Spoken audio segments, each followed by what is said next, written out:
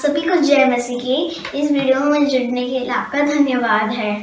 अगर आपने अभी तक हमारे चैनल को सब्सक्राइब नहीं किया है तो जल्दी सब्सक्राइब करें और साथ ही में बेल आइकन को भी दबाएं ताकि आप हमारे अपडेट्स और वीडियोस मिलते रहें। सुसमाचार बांटने के लिए आप हमारी मदद कर सकते हैं। इसके लिए आप फेसबुक, ट्विटर और इंस्टाग्राम पर जुड़ें। आशा है आज का संदेश आपको आशीष देगा। हालेलुया। पवित्र आत्मा को अपने ऊपर पुकारिए और कहिए, खुदावन मेरी जबान को ताकत दे। डांटिए हर एक कमी घटी जो आपकी जिंदगी में है, उसको डांटिए यीशु के नाम से। अपना मुंह खोलिए। अगर आपको सेहत की कमी है, अगर आपको पैसों की कमी है, अगर आपको कोई और कमी है, रिश्तों में कमी है, कोई और चीज आपके घर में तकलीफ, उसको डांटिए यीशु नाम से। कोई शय है, कोई अंधकार की ताकत है जो आपके घरों में काम कर रही है, उसको डांटिए यीशु नाम से। उस कमी को दूर करिए। बोलिए, अगर आपको पैसे की जरूरत है, मैं अमीर हूं यीशु मसीह में। अगर आपको प्यार की जरूरत है, कहिए मैं प्यारा हूं यीशु मसीह का। अगर आपके घर में अंधकार की ताकतें काम कर रही हैं तो कहिए, जगत की ज्योति यीशु मसीह मेरे घर में मौजूद है। हुक्म दीजिए, हुक्म दीजिए। डांटिए इस बात को, हुक्म दीजिए। अरे कैसे डर रहे हैं आप? हुक्म दीजिए, हुक्म दीजिए। परमेश्वर ने वो कुव्वत आपको दी है, वो ताकत आपको दी है। जब आप हुक्म देंगे वो होगा यीशु मसीह के नाम से। जो आप खारा बासे देखो रोबो सांका तेरे बशे, हुक्म दीजिए प्रभु यीशु के नाम से। दिखारा बना साता खेरो कोसो पांते खीरा बासे रिबाना से खेरो। हर गरीबी को हुक्म दीजिए यीशु के नाम से बाहर निकले। हर मुफलसी को हुक्म दीजिए यीशु के नाम से बाहर निकले। हर शैतान को हुक्म दीजिए यीशु के नाम से बाहर निकले। हर ये अंधकार की ताकतों को हुक्म दीजिए, मुंह खोल के हुक्म दीजिए। रिबेखा तो कोरो सबना रसे रिबेखांते खारा सोको रोबो शोतो का रिबेने सखे तो कोरो सकांता रबासे ए रेबेबे के तो रोबो शाखा। हाँ, सेहत को हुक्म दीजिए कि मेरे साथ आ। अगर आपका वजन नहीं बढ़ता तो आज हुक्म दीजिए कि वजन आए। रिबाबा से खे रोबो। अगर आपके सेहत में तकलीफ हो रही है, उसको हुक्म दीजिए कि गेट आउट। हर होखा रबाना से हर कैंसर, हर ट्यूमर, हर बीमारी को हुक्म दीजिए कि यह शरीर पवित्र आत्मा का मंदिर है, इसमें तेरा कोई काम नहीं है। ओ बासाता रेबेरे रोबो शोको रोबोंते खाते सीधे। ओ यस लॉर्ड, ओ यस लॉर्ड, हालेलुया। तो एक माँ बेटी चर्च जा रहे होते, तो माँ बेटी को बोलती है, चर्च में जाके तुझे मालूम है चुप रहना पड़ता है। बोलती, हाँ हाँ मम्मी मुझे मालूम है, चर्च में जाते चुप रहना पड़ता है। माँ और बेटी से पूछती है, तुझे मालूम है क्यों चुप रहना पड़ता है? बेटी बोलती है, हाँ क्योंकि सब लोग वहां सो रहे होते हैं। तो यहां तो कोई सोने वाला चर्च नहीं है, तो आप चीख सकते हैं, हालेलुया, आमीन बोल सकते हैं, हालेलुया। अगली बार अपने घर से थालियां लेकर आया करो। जब कोई वचन पसंद आए थालियां पीटना चालू करो। अगर कुछ भी ऐसा मेरे को नहीं समझ में आता, सामान घर से लेकर आया करो। बर्तन, वो चिमटे, जो कुछ भी है घर में, जो कुछ भी बजाने लायक है वो सब लेकर आया करो। बजाया करो जब परमेश्वर का नाम का अनुवाद, क्योंकि उसके आने से पहले ऐसी एक तुरही फूकी जाने वाली है। और जब तुरही फूकी जाएगी, परमेश्वर का पुत्र आसमान पर जाहिर होगा और हम सब उसके साथ होंगे। आमेन, हालेलुया। आज एक खास बात के बारे में मैं बात करना चाहता हूं कि परमेश्वर हम में से कुछ लोगों के साथ कुश्ती कर रहा है। परमेश्वर हम में से कुछ लोगों के साथ कुश्ती कर रहा है। आपने दंगल देखा है? दो लोग, दो पहलवान टाइप के लोग आपस में जूझ रहे होते हैं, वो एक दूसरे को पटक रहे होते हैं। और मैं जान रहा हूं कि हम में से बहुत से लोग ऐसे हैं जिनके साथ परमेश्वर कुश्ती कर रहा है। आप बोल रहे हैं, परमेश्वर ये मेरे साथ क्यों हो रहा है? क्यों इतनी पिटाई लग रही है? क्यों मैं इतनी बार धूल चाट रहा हूं? क्यों मैं इतनी बार गिर रहा हूं? तो आज उस सवाल का शायद जवाब आप अपने साथ लेकर जाएंगे। आमेन।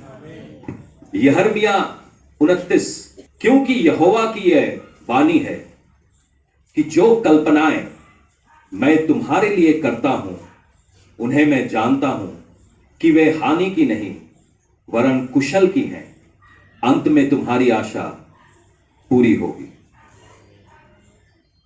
मैं करीबन 2 हफ्ते पहले ऊपर अपने ऑफिस में बैठा था और पवित्र आत्मा ने ये वचन मेरे मन में डाला और मैं यिर्मयाह 29 के बारे में सोचने लगा कि पिता, तूने जो ये बात कही है, ये क्यों कही है? क्योंकि बाइबल में कोई भी बात व्यर्थ में नहीं लिखी हुई होती।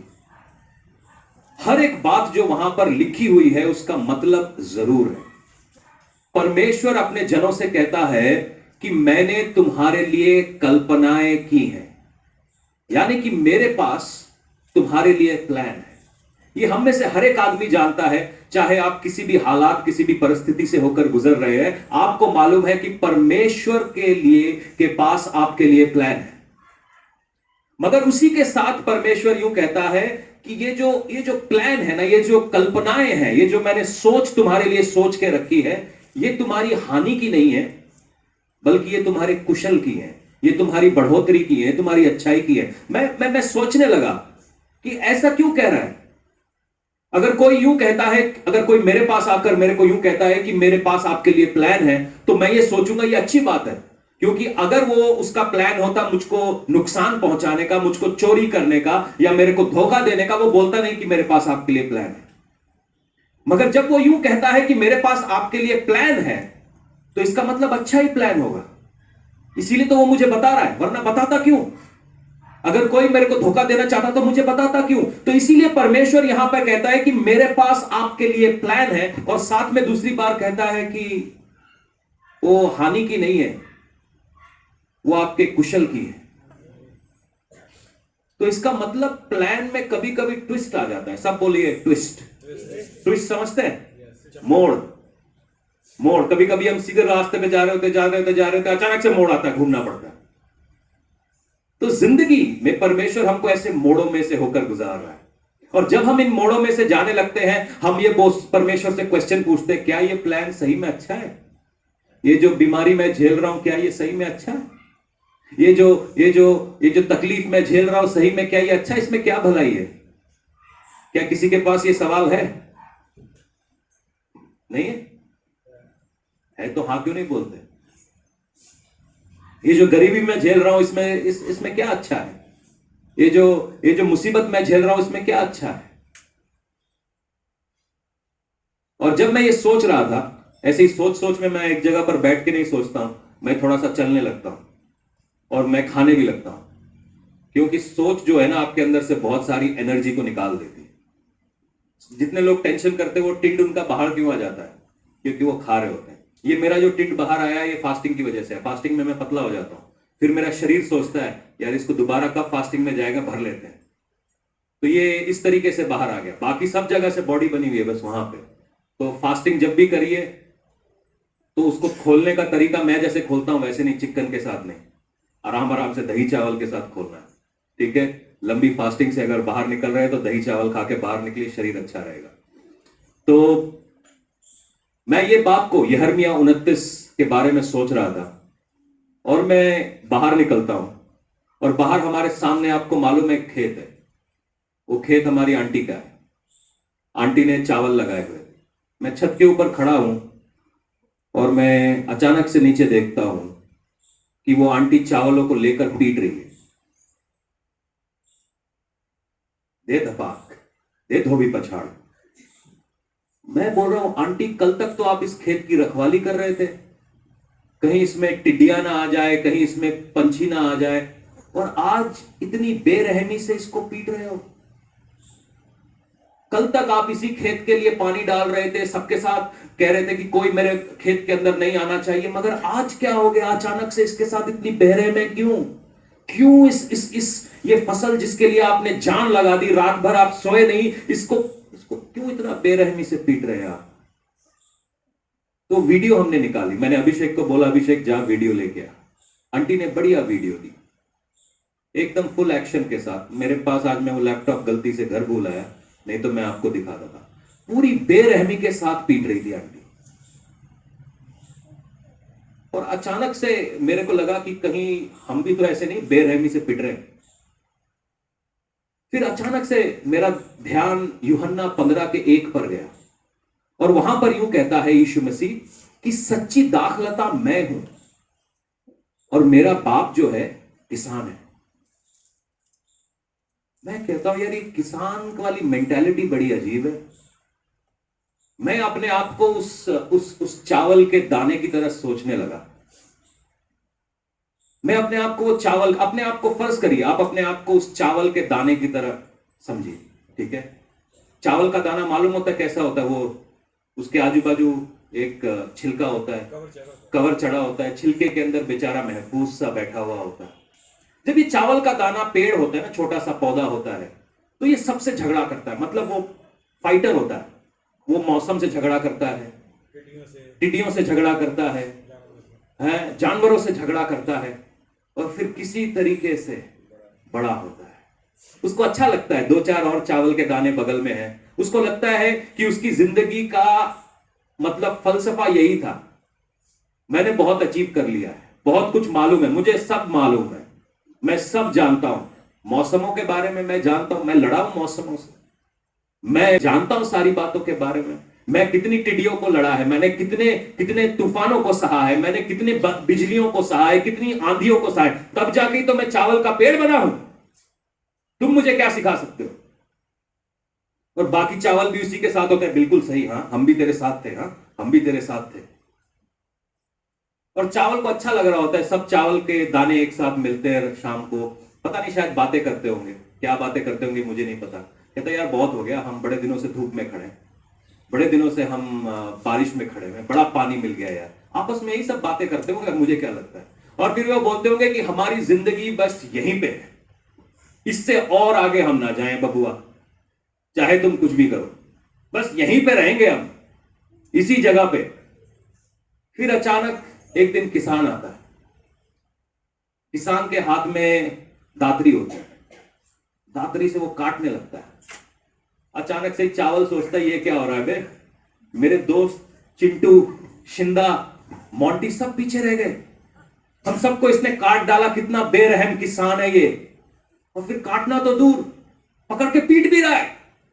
अगर मैं चावल होता और इतनी बेरहमी से आंटी मुझे पीट रही होती तो मेरा तो झगड़ा हो जाना। झगड़ा क्या, मैं तो शिंदा, चिंटू, मोंटी को लेकर आंटी के ऊपर चढ़ जाता।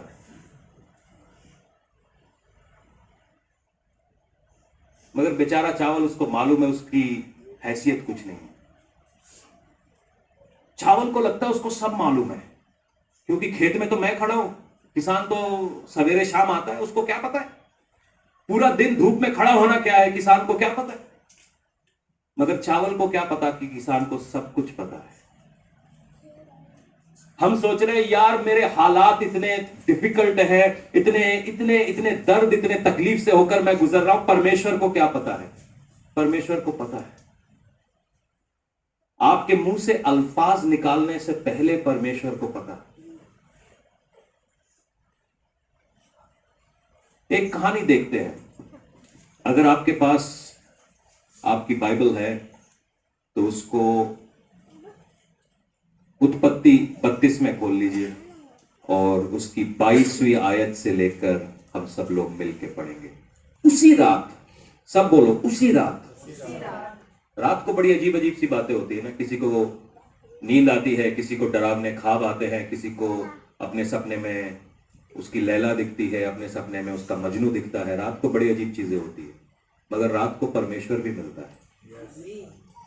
तो बाइबल बताती है उसी रात वह उठा और अपनी दोनों स्त्रियों, अब दो स्त्री जो है वो अलाउड नहीं है, क्योंकि एक का खर्चा आप उठा लें तो काफी है, दूसरे वाली को आप अफोर्ड नहीं कर पाएंगे। तो कुछ पाप हम इसलिए नहीं करते क्योंकि हम अफोर्ड नहीं कर सकते, ठीक है जी। तो इसलिए एक तक सीमित रहें। ये याकूब की कहानी है। और दोनों दासियों और 11 लड़कों के संग लेकर वो घाट से यबोक नदी के पार उतर गया और उन्हें उसी नदी के पार उतार दिया, वरन अपना सब कुछ पार उतार दिया, और याकूब आप अकेला रह गया। कई बार आपको जिंदगी में ऐसे ऐसे हालात हो जाते हैं जब आपको लगता है कि यार आज मुझे अकेला रहना चाहिए। कई बार ऐसे टेंशन्स होती हैं, ऐसी बातें होती है जब आप अकेला रहना चाहते हैं, और अकेला रहने में कोई बुराई नहीं, क्योंकि आज आप एक बढ़िया बात सीखने वाले हैं।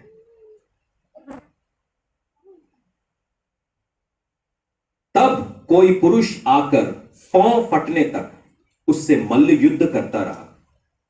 जब उसने देखा कि याकूब पर मैं प्रबल नहीं होता, तब उसकी जांघ की नस को उसने छुआ, और याकूब की जांघ की नस उससे मल्ल युद्ध करते हुए चढ़ गई। और तब उसने कहा, मुझे जाने दे, क्योंकि भोर होने वाला है। याकूब ने कहा, जब तक तू मुझे आशीर्वाद ना दे तब तक मैं तुझे जाने नहीं दूंगा। और याकूब से उसने पूछा, तेरा नाम क्या है? उसने कहा, याकूब। उसने कहा, तेरा नाम अब याकूब नहीं परंतु इज़राइल होगा, क्योंकि तू परमेश्वर से और मनुष्य से भी युद्ध करके प्रबल हुआ है। याकूब ने कहा, मैं विनती करता हूं, मुझे अपना नाम बता। उसने कहा, तू मेरा नाम क्यों पूछता है? उसने उसको वही आशीर्वाद दिया। तब याकूब ने यह कहकर उस स्थान का नाम पिनिएल रखा कि परमेश्वर को आमने सामने देखा, तब भी मेरा प्राण बच गया। पिनिएल के पास चलते चलते सूर्य उदय हो गया और वह जांग से लंगड़ाता था। इजरायली जो पशुओं की जांग को जोड़ वाले जघानस को आज के दिन तक नहीं खाते, इसका कारण यही है कि उस पुरुष ने याकूब की जांग की जोड़ में जंघानस को छुआ। जितने लोगों को याकूब की कहानी नहीं मालूम, मैं उसके दादा से शुरू करता हूं। उसके दादा का नाम अब्राहम था। परमेश्वर अब्राहम को अपने पिता के घराने में से बाहर निकाल कर लाता है और उसको एक प्रॉमिस करता है, एक प्लान बताता है कि मैं तेरे अंदर से एक पूरी कौम को, एक पूरे देश को निकालूंगा। अब्राहम बोलता, मैं कल्ला आदमी जिसकी कोई औलाद भी नहीं है, उसमें से तो ये काम कैसे करेगा? परमेश्वर अब्राहम की जिंदगी में काम करता है। अब्राहम पहले हजरा के साथ एक गलती करता है और उसके साथ इश्माइल पैदा होता है, और उसके बाद परमेश्वर सारा को आशीष देता है और अब्राहम को संतान पैदा होती है जिसका नाम है इसहाक। इसहाक की बीवी का नाम है रेबेका। रेबेका जब गर्भवती होती है तो उसके पेट में ऐसा लगता है कि दो लोग लड़ाई कर रहे हैं। उस समय स्कैन या अल्ट्रासाउंड नहीं हुआ करते थे, तो रेबेका जाती है एक परमेश्वर के नबी के पास। नबी रेबेका की कोख के बारे में प्रार्थना करता है और कहता है कि तेरे अंदर दो कौमें हैं, और रेबेका के अंदर से ईसौ निकलता है और ईसौ की एड़ी को पकड़े हुए निकलता है याकूब। और याकूब के बारे में कहा जाता है कि ये बड़ा ही चालाक आदमी है, ये बड़ा ही धोखेबाज आदमी है, और ये बड़ा ही शातिर लड़ाकू आदमी है। लड़ाकुओं के बारे में कुछ भी होता है, अगर आपके घर में कभी कोई पंगा हो जाए तो बोले, आंटी शन्नो को बुला ले, शन्नो संभाल लेगी। कभी भी कोई लफड़ा हो जाए, इसको बुला ले, वो संभाल लेगी। तो याकूब वो संभालने वाला था। मतलब वो किसी से भी लड़ सकते हैं, वो किसी का भी मतलब पंगा कर सकते हैं, किसी का भी पंगा संभाल सकते हैं। तो हर किसी के मोबाइल फोन में एक शन्नो का नंबर जरूर होता है कि आपके घर में जैसे ही स्यापा हो गया, वो शन्नो को स्यापा मुकाने के लिए बुला लिया। तो याकूब उसमें से था। वो पैदा होने से पहले ही अपने भाई से लड़ रहा था कि पैदा कौन होगा। अब ईसौ पहले पैदा हो गया, और ईसौ जो था उसको परमेश्वर की आशीषों की जो कीमत थी वो पता नहीं थी। ये कभी और किसी और दिन देखेंगे। और ईसौ क्या करता है कि एक कटोरी दाल के बदले अपना बड़े भाई होने का हक बेच देता है, और याकूब वो हक लेता है और अपने घर से गायब हो जाता है। वो घर से गायब हो जाता है और अपने मामा लबान के यहां पर पहुंचता है। लबान की जो छोटी बेटी है रेचल, उसके साथ उसका इश्क हो जाता है। मगर हमेशा पुट्ठे आदमियों को पुट्ठे आदमी मिलते हैं। तो लबान क्या करता है कि बोलता है, बेटा 7 साल काम कर, तेरा ब्याह कराना है। क्योंकि यहाँ पे जितनी लड़कियां हैं, जितने बाप बाप को लड़कियां पैदा होती है, वो सोचते हैं हमने दहेज देना है। मगर बाइबल बोलती है अब्राहम, इसहाक और याकूब ने बेटियों को लाने के लिए दहेज दिया। तो अगर आपके पास बेटियां हैं तो आप अमीर है ऑलरेडी। मेरी तो दो है, डबल अमीर, प्रेज गॉड। जो बेटियों को बोझ समझते हैं वो बेवकूफ है, क्योंकि बरकत बेटियों के जरिए से आती है। ठीक है। तो हाँ, ये यहाँ पे कटिया पैदा होगी। प्रार्थना करेंगे, पास्टर जी प्रार्थना करो कटिया पैदा होनी चाहिए। कटिया बोलते ना, क्या बोलते हैं, कट्टी, क्या, बच्ची पैदा होनी चाहिए। जब अपनी कोई बेटा या किसी का लड़का पैदा होना चाहिए। मैंने कहा पहले भी यही बोल सकते थे ना। मानसिकता की प्रॉब्लम है। हम किसको बोझ समझते हैं और किसको आशीष, ये हालात के साथ बदलता है। तो क्या होता है कि ये लाबान जो है याकूब को बोलता है कि भाई आप 7 साल काम करो, हम आपकी शादी रेचल के साथ करा देंगे। ये भाई, यहां पे कोई ऐसा पति तो नहीं है जिसने 7 साल अपनी पत्नी के लिए काम किया हो? नहीं, एक भी नहीं होगा। वो बात अलग है, शादी के बाद काम करवाते हैं, मगर शादी से पहले किसी ने नहीं किया। इस भाई ने शादी से पहले किया। 7 साल शादी काम करता है और उसकी शादी लिया के साथ हो जाती है, टेंशन में। वो भी चालाक में बंदा है, कहता मैं पहले बड़ी वाली की करूंगा। फिर 7 साल और काम करवाता है, मतलब 14 साल काम करने के बाद उसके साथ शादी रेचल के साथ होती है। और इसी मामले में उसकी जो सैलरी है ना, वो बदलता रहता है, हर रोज उसकी सैलरी बदलता रहता है। मगर परमेश्वर इसके साथ था। हम अपने कितने गुनाहों में थे, कितनी गलतियों में थे, कितनी चालाकियों में थे, कितने झूठ हमने बोले, मगर परमेश्वर का धन्यवाद हो, उसने हमें छोड़ा नहीं, उसने हमें त्यागा नहीं। उसके बीच में भी परमेश्वर हमारे साथ था। तो याकूब और हमारे बीच में कहीं ना कहीं कई सारी चीजें हैं। और जो ज्यादा चालाकी करता है ना, उसके साथ भी दुनिया ज्यादा चालाकी कर रही होती है, क्योंकि बाइबल बताती है जो तू बोएगा। अगर आपने कीकड़ बोया है तो आम का फल तो लगने वाला नहीं। तो इसलिए अगर आप चाहते हो कि कोई आपके साथ अच्छा करे, तो आप अच्छा करना पहले शुरुआत करें। तो याकूब क्या करता है, 14 साल के बाद उसके पास 4 बीवियां हैं और 11 बच्चे हैं।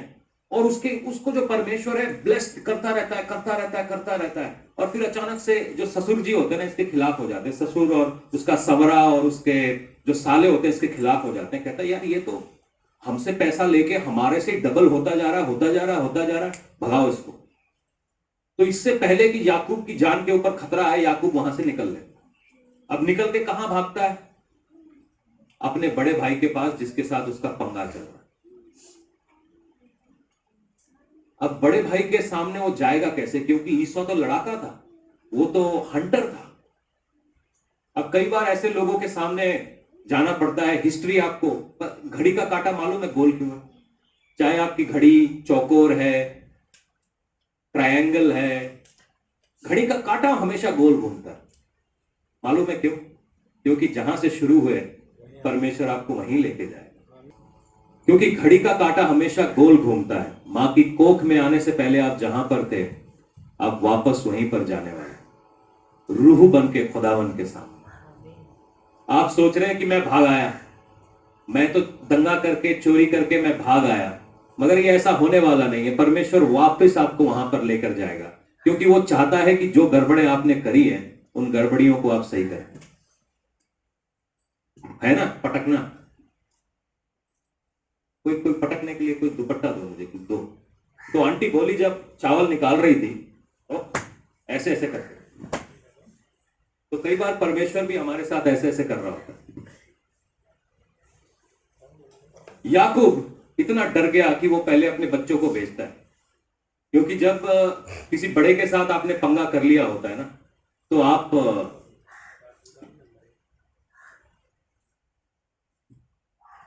बड़ों को, बच्चों को आगे कर देते हैं, क्योंकि बच्चों को देख के शांत हो जाए। तो याकूब अपने बच्चों को, पत्नियों को आगे भेजता है। रेचल को सबसे आखिर में रखता है, क्योंकि रेचल जो थी उसकी प्यारी पत्नी थी। तो ऐसा होता है कि याकूब अकेला लेटा हुआ होता है और अचानक से परमेश्वर का एक जन उसके साथ आके उसको,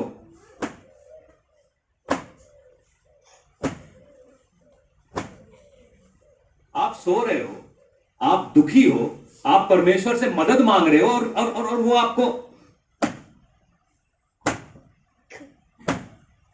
पीट रहा है। कमाल बात है। तभी वहां पे लिखा है कि मैं जानता हूं मेरी जो प्लान है ना, वो तुम्हारे को नाश करने के लिए नहीं है। क्योंकि जब आप पिट रहे होते हो, उसमें क्या भलाई है भाई?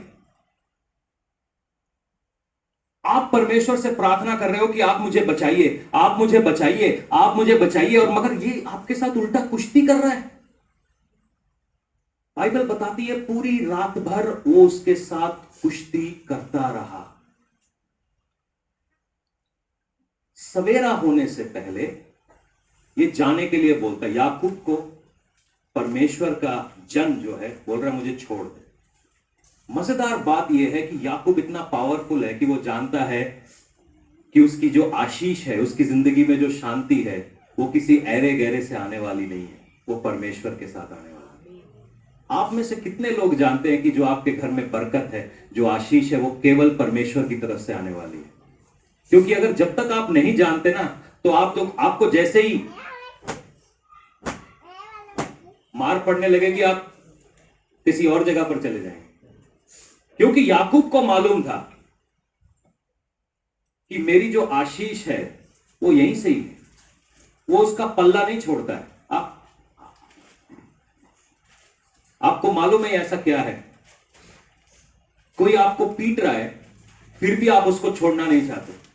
कोई आपको धक्का दे रहा है, आपको मार रहा है, फिर भी आप उसको छोड़ना नहीं चाहते। कई बार हम लोगों को आशीष इसलिए नहीं मिलती क्योंकि जैसे ही हमारी पिटाई होने लगती है, जैसे ही परमेश्वर हमारे साथ कुश्ती करने लगता है, हम वहां से हट जाते हैं। हम वहां से हट जाते हैं, हमको लगता है कि वो हमसे ना हो पाएगा। मगर आज कलाम ये कहता है याकूब वहां से भागा नहीं, भाग सकता था। याकूब लड़ाई को शांति में अपना बोल देता, ये लो जी, लड़ाई नहीं करते। कई बार आपको आपकी आशीषों के लिए लड़ना पड़ता है। कई बार आपको आपकी आशीषों के लिए लड़ना पड़ता है। परमेश्वर देखना चाहता है कि जिसके लिए आप प्रार्थना कर रहे हैं वो सही में आपको चाहिए कि बस हवे में। रिवाइवल हमको बेदारी देखनी है, बेदारी देखनी है। कितनी कीमत चुकाने को तैयार हो? हमें चंगाई चाहिए, चंगाई चाहिए, कितनी कीमत चुकाने को तैयार हो? अनॉइंटिंग, अभिषेक दिखाने का कोई तरीका बताइए, कितना चुकाने को तैयार हो? लोग सोचते पैसे से सब कुछ हो जाता है। पैसा बड़ी छोटी चीज है। आपको मालूम है तेल कैसे निकलता है? दबा दबा। ये जो प्रेशर आपके ऊपर पड़ रहा है, रूहे पाक जो ये प्रेशर दे रही है आपके अंदर, अनॉइंटिंग निकाला जा रहा है। ये आपके अंदर है, ये निकाला जा रहा है। और यहां पर बड़े मजेदार बात होती है, याकूब पिट रहा होता है, कुश्ती चल रही होती है। याकूब कुश्ती कर रहा है परमेश्वर के साथ। परमेश्वर कभी उसके ऊपर, कभी याकूब परमेश्वर के ऊपर, कभी परमेश्वर उसके ऊपर, कभी याकूब परमेश्वर के ऊपर। पूरी रात ये सब चलता है। एक नदी के किनारे, अच्छा हुआ नदी के किनारे था, रोड के ऊपर होता तो बड़ी पिटाई लगनी थी। नदी के किनारे रेत होती, बच गया, बच गया। और उसके बाद याकूब इसको सवेरे होने से पहले कहता है कि मुझे बरकत दे। परमेश्वर कहता है तेरा नाम ही बदल देता हूं। आज से तेरा नाम चोरी करने वाला नहीं, आज से तेरा नाम धोखा देने वाला नहीं, आज से तेरा नाम दगा करने वाला नहीं, तेरा नाम इज़राइल है, जो आदमी और परमेश्वर दोनों के साथ प्रबल हो। याकूब बोल रहा था, यार मैं तो सोच रहा था कि तू मुझे नोट देगा, तू मुझे कोई हथियार देगा अपनी, जो तू तो सेनाओं का यहोवा है, 2-4 स्वर्गदूत मेरे साथ भेजेगा, मेरे साथ कुछ, तू मेरा नाम बदल रहा है। कई बार आपको मालूम है आपकी जिंदगी की आधी परेशानी आपकी पहचान की वजह से है। शैतान का सबसे बड़ा हमला आपके दिमाग के ऊपर यह है, आपको यह बोल रहा है कि परमेश्वर तुझसे प्यार नहीं करता क्योंकि परमेश्वर तेरा बाप नहीं है क्योंकि वो तो तुझे, परमेश्वर तेरी कदर नहीं करता क्योंकि परमेश्वर तो तुझे। शैतान सबसे ज्यादा यही बोल रहा है। अगर परमेश्वर तेरे साथ होता तो क्या तेरी पिटाई होती थी? अगर परमेश्वर यीशु मसीह के साथ था तो क्या उसको सलीब पर जाना था? लोग उसके मुंह पर मुक्का मार रहे थे और बोल रहे थे अब भविष्यवाणी कर, मुक्का अगला कहां से पड़ने वाला है।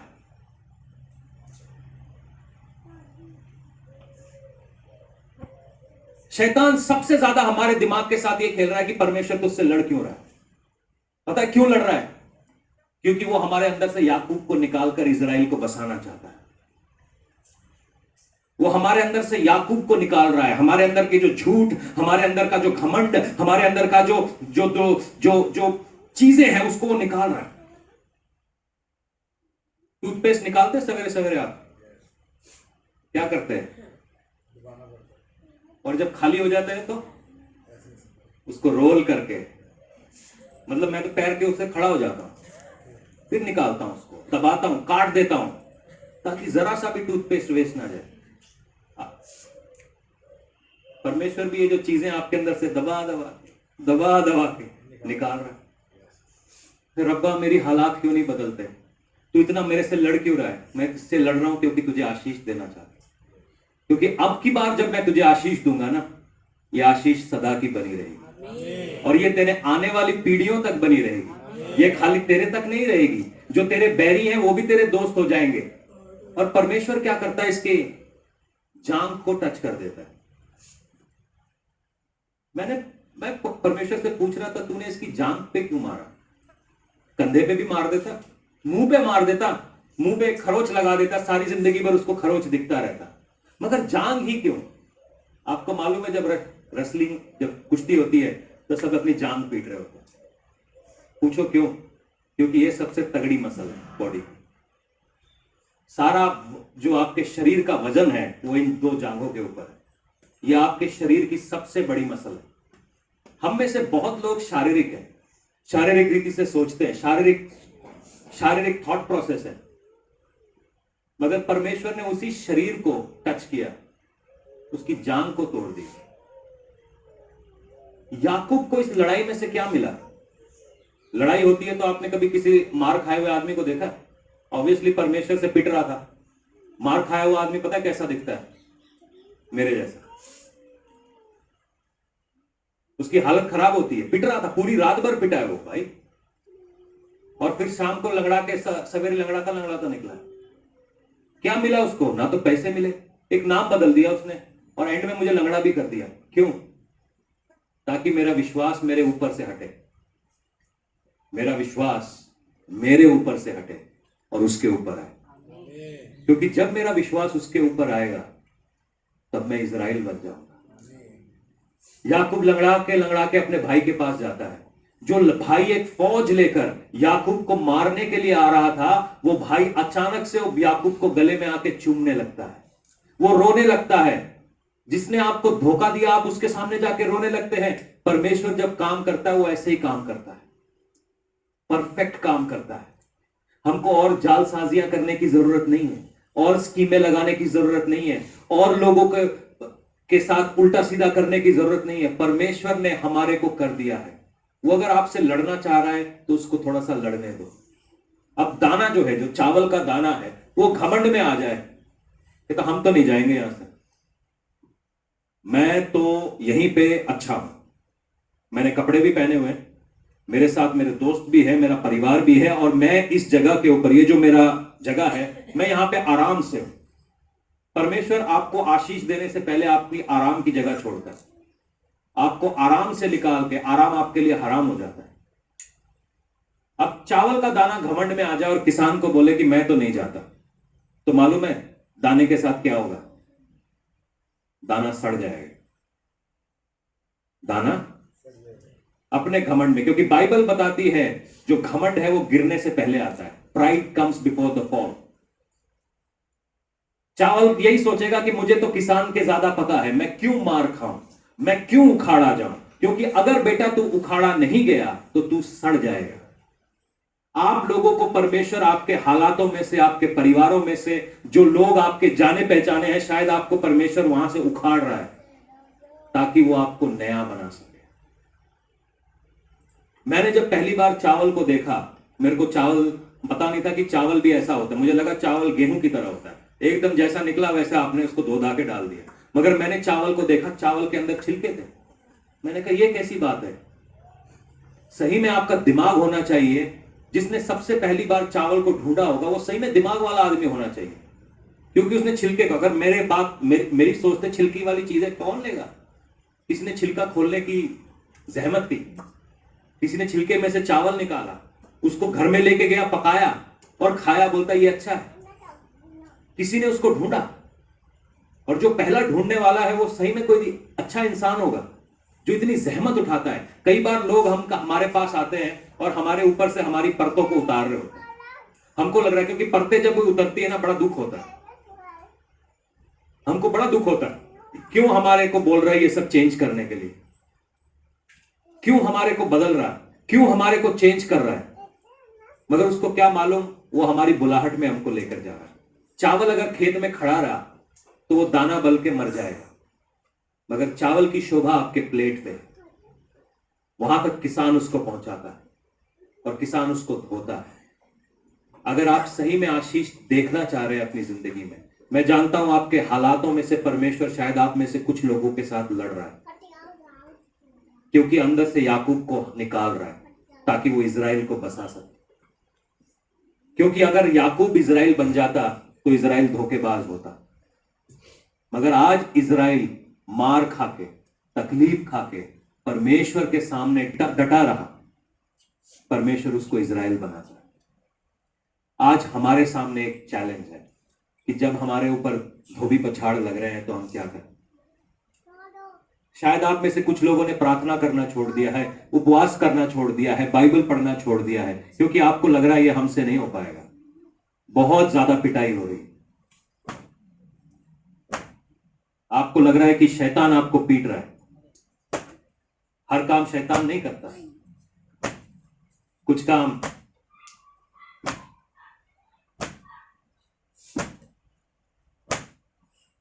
क्योंकि जो आपसे प्यार करता है वो आपको ऐसा देखना नहीं चाहता। वो चाहता है कि ये परफेक्ट बने, डिसिप्लिन आए। हम शैतान को दोष लगाने लगते हैं। क्या पता हमारे अंदर का याकूब जान ही नहीं रहा कि परमेश्वर हमारी पिटाई करता है। शैतान में उतनी ताकत ना है, वो तुम्हारे पांव के नीचे। जब तक तुम उसको सर के ऊपर नहीं बिठाओगे वो तुम्हारे पांव के नीचे, वो तुम्हारा गुलाम है। उसको 2020 साल पहले हरा दिया गया, कुछ लोगों ने उसको सर पे बिठाया है, इसीलिए वो तुम्हारे ऊपर काम कर रहा है। वो गुलाम है तुम्हारा, तुम उसको बोलोगे गेट आउट, वो निकलेगा। आज हम पहचाने कि ये लड़ाई हमारी किससे चल रही। अगर आप सही में बरकत पाना चाहते हैं तो इस याकूब को निकालिए। फेसबुक के ऊपर लड़कियों को देख के प्रिटी लेडी मत डालिए। फेसबुक के ऊपर लड़कों को देख के कमेंट मत डालिए। दूसरे का पैसा देखकर खुश मत होइए। दूसरे का पैसे का लालच मत करिए। दूसरे की चीजों की लालच मत करिए। अपने रास्तों को हम सीधा कर लें। हम अपने रास्ते को सीधा कर लें। दूसरे का परिवार देख के जलन मत रखिए। दूसरे की गाड़ी देख के, दूसरे का की जमीन देख के हम जलन ना करें, क्योंकि परमेश्वर हमसे लड़ रहा है। वो इसलिए नहीं लड़ रहा कि वो हमें बर्बाद कर देगा, वो इसलिए लड़ रहा है कि वो हमें बरकत देना चाहता है। उस दिन के बाद से याकूब की जिंदगी में कोई चोरी नहीं थी, केवल बरकत थी, और आज तक बरकत है। आइए हम प्रार्थना करें कि खुदावन आप हमसे जो लड़ रहे हैं, आप हमसे बात करिए। पिता, हर एक आंख बंद रहे, हर एक आंख बंद रहे।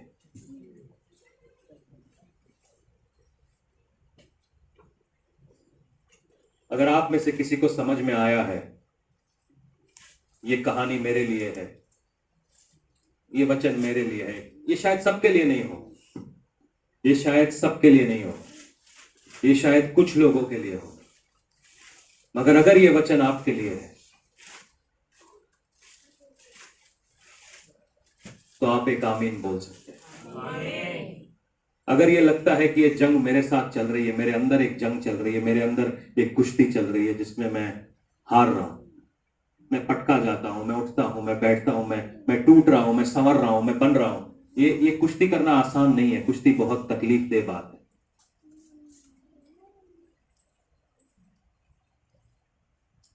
कुश्ती में बड़ी तकलीफें होती।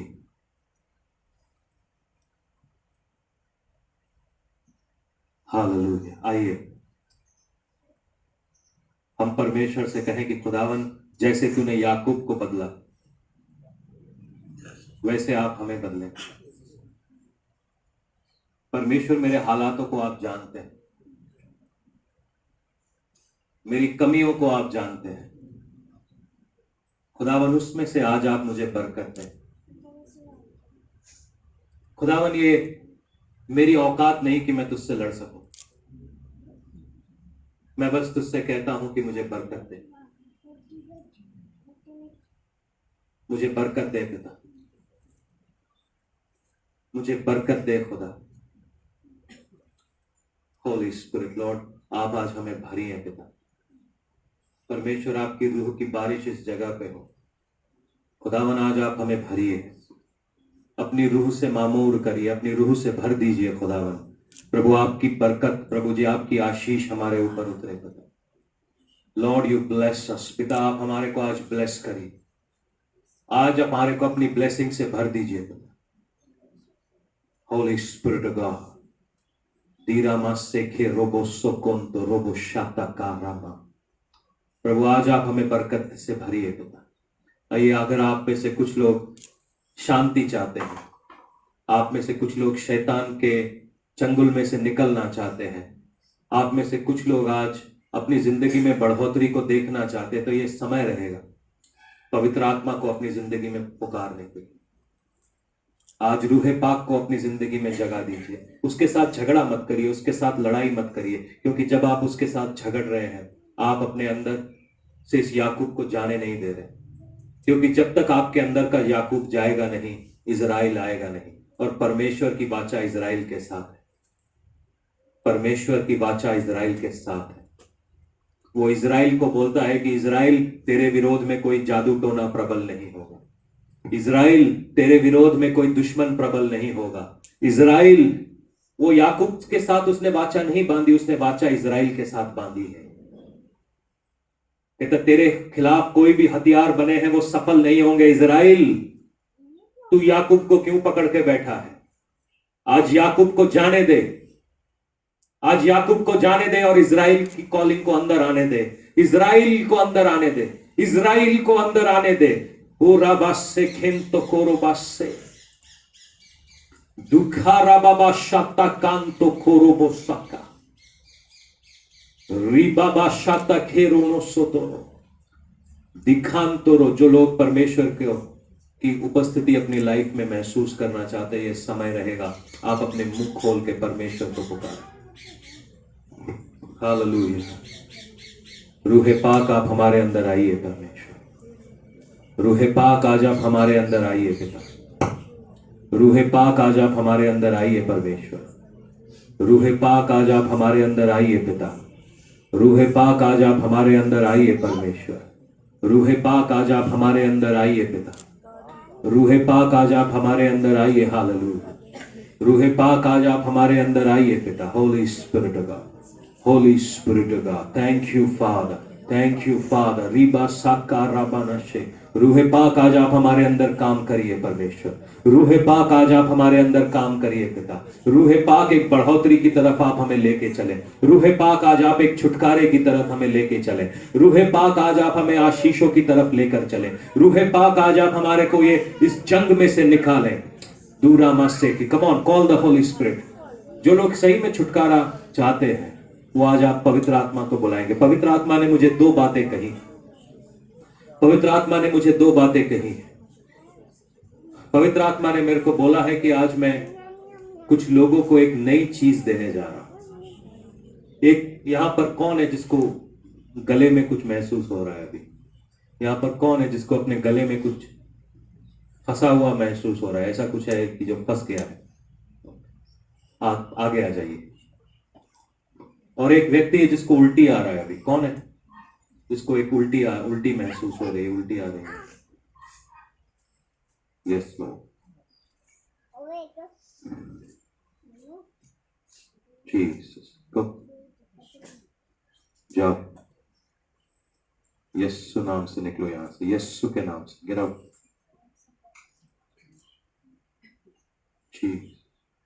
Release, release, release, release, release, release, release, release. Go go go go go गो।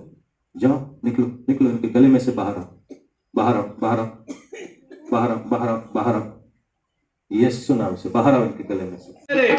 रीबा बाला राबा सतकंत खोलो सतरो, रीबा बाबा शकेंत खोलो।